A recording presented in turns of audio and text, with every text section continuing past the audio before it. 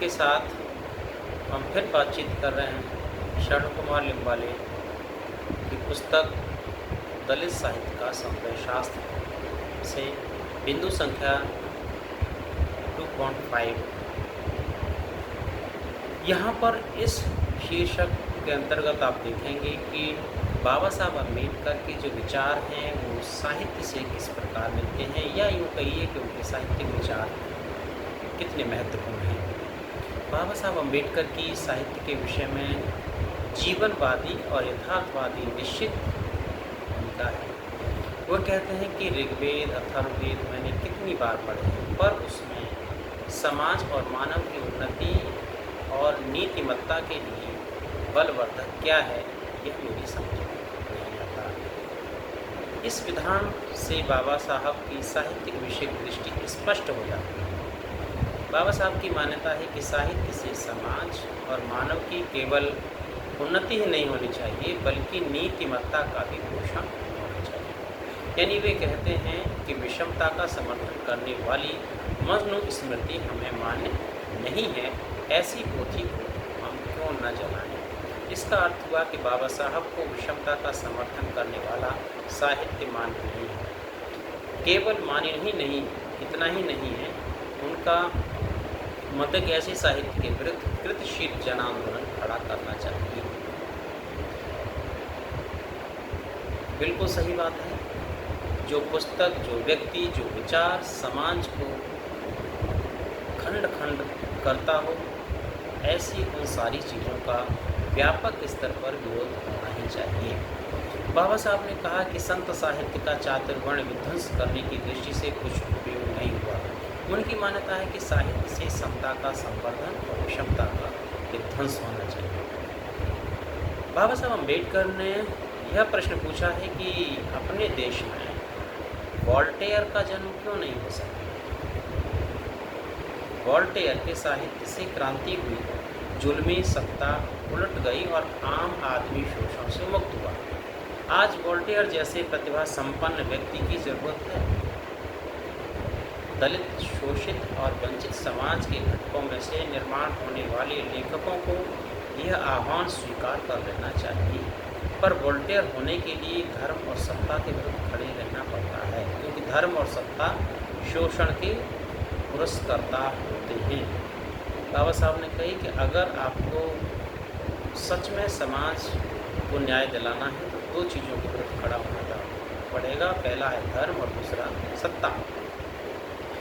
बाबा साहब का कहना है कि आम आदमी की महत्ता से प्रेरणा लेकर लेखकों को लेखन करना चाहिए। वे कहते हैं कि अपने साहित्य की रचनाओं में उदात्त जीवन मूल्यों और सांस्कृतिक मूल्यों को परिष्कृत कीजिए। अपना लक्ष्य सीमित मत रखिए। अपनी कलम की रोशनी को इस तरह से परिवर्तित कीजिए कि गांव देहातों का अंधेरा दूर हो। यह मत भूलिए कि अपने देश में दलितों की दुनिया बहुत बड़ी है। यानी आप अगर भला करते हैं तो एक समाज के बहुत बड़े हिस्से का भला करने जा रहे हैं। फिर वही बात यहाँ कहनी बहुत ज़रूरी हो जाती है कि बाबा साहब का साहित्य विचार मानवता पर आधारित है, यानी उसके मूल में मानवीय भाव होना परम आवश्यक है। भूतकाल की अपेक्षा आज के प्रश्न, आज का सामाजिक जीवन महत्वपूर्ण है।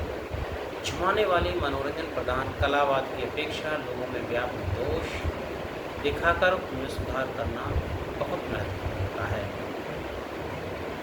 बाबा साहब को अपनी पुस्तकें अपनी संतानों से भी बढ़कर प्रिय हैं। वे कहते हैं कि पुस्तकें लिखते हुए समय कैसे बीत जाता है, ये मेरी समझ में नहीं आता। ये बात मैं अपने पूरे भारतवर्ष के विद्यार्थियों के लिए कहना चाहता हूँ।